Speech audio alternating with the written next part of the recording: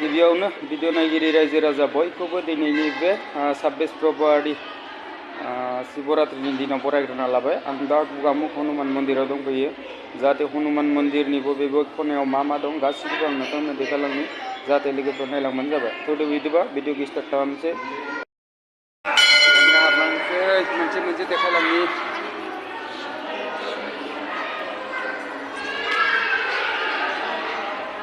बे गुगामुखनि हनुमान मन्दिरनि सिङाव थानायखौ नै ओरैबो मोनसे दं। नायलांबाय था लोगोफ्रा बिदिबा।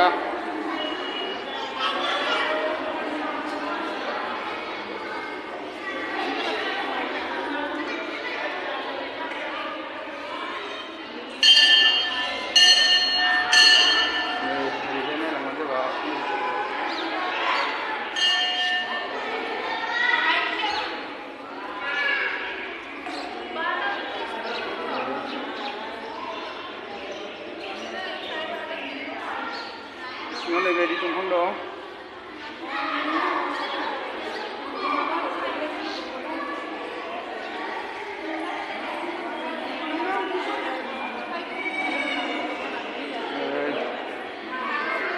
ओरैजाबो नै मोनसे मुर्ति दं। बेबायदिनो सोरगिदिं सिङाव मुर्ति दंजोबो। ओरै मोनसे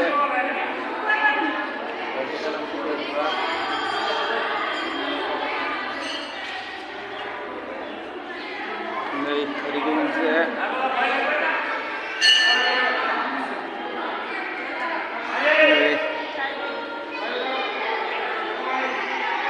आरो ओरैबो दं नै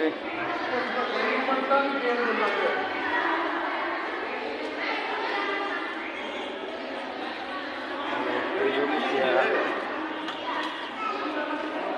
नै ओरैबो नै लोगोफोर बेबायदि सोरगिदिं मुर्ति दंजोबो। नै दानपट लोगोफोर नै ओरैबो नै ओरै गणेश बाबा दं। नै लोगोफोर गणेश बाबाया नै बाउन्डारिया बेबायदि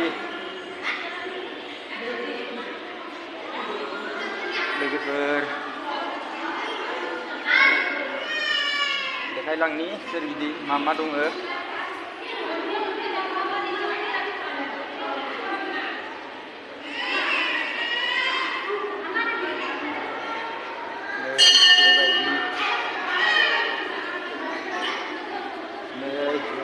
बेबायदि दं।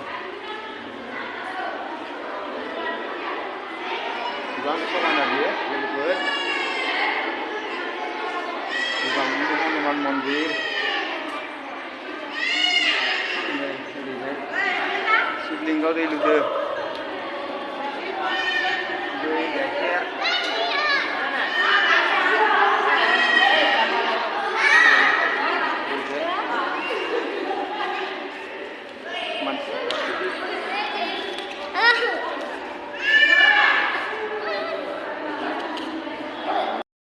सोरबा मिन्थिया जुदि लकेसनखौ गोनो गोथो जायोबा लखिमपुर साइडनिफ्राय फैयोबा फार्स्टआवनो थाना मोनगोन आगसिखैजाय। बेनिफ्राय थानाखौ एसे गारबोनानै आगदाखै फैबानो मोनगोन गुगामुख हनुमान मन्दिरखौ। आरो जुदि धेमाजि साइडनिफ्राय फैयोबा गुगामुख ट्रफिक पइन्टखौ बारनांगोन। ट्रफिक पइन्टखौ बारनायनि उनाव ससे फैबानो थाना मोनैनि सिगाङाव आगसिखै नायबानो मोनगोन गुगामुख हनुमान मन्दिरखौ। हनुमान मन्दिर बारनानैसो ससे थाङोबा थाना मोनगोन। जाहाथे लोगोफ्रा जुदि गोनो गोथो जायोबा माब्लाबा फैयोबा बे लकेसनखौ नायनानै हाबबानो जाबाय।